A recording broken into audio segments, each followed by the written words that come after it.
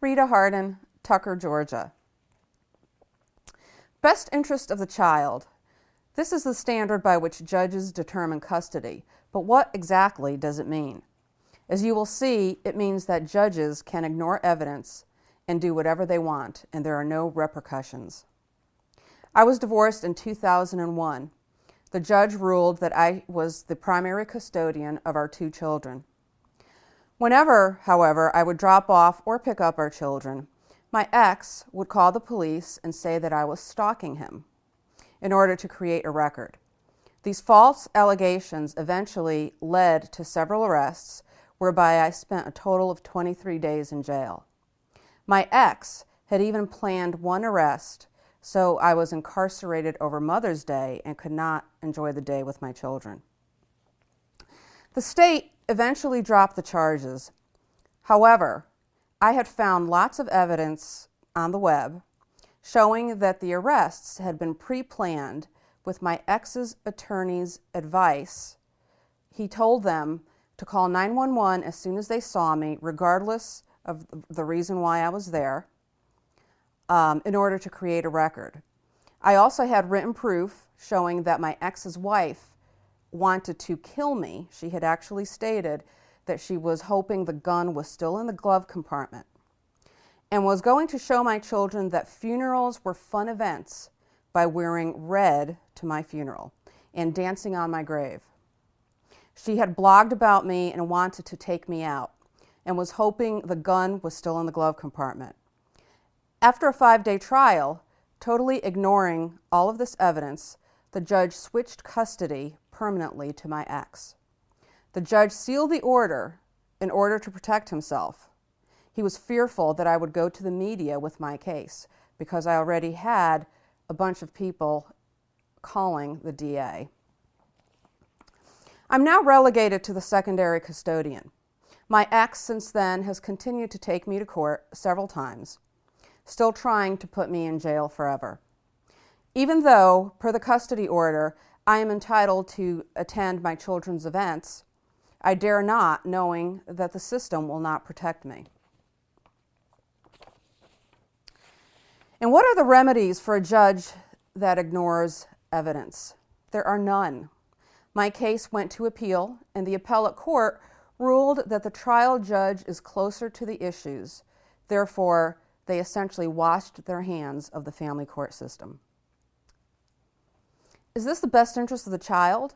Having parents incarcerated for no reason, having parents brainwashed, children being brainwashed against their parents, and that's essentially what has happened now.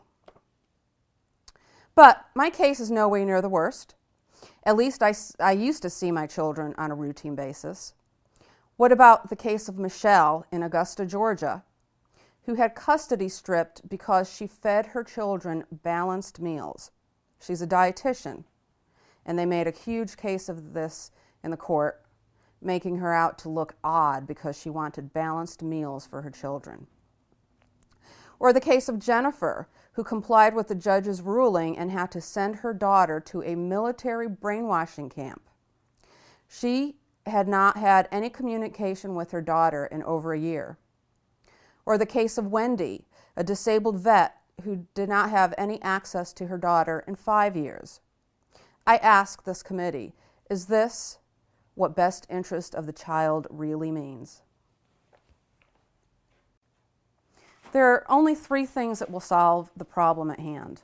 Number 1 is if we get more ethical people in the judicial system, and that goes all the way from attorneys to guardian ad litems to forensic psychologists to custody evaluators. This is a whole sham.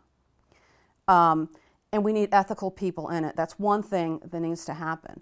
The second thing that needs to happen is the media needs to know about this, because only when the common people start to rise is this ever going to change. If you look at the women's suffragette movement or the civil rights movement, it wasn't because 1 or 2 people, it was because you had a whole mass of people. And the legislators had no choice but to listen and to do something.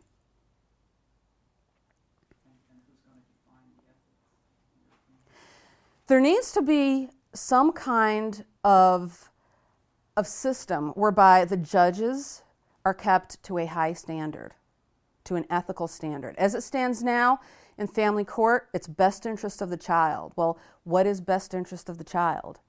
Is it giving your child a great education, or is it spending time with your child, or is it, what is it? What exactly is it?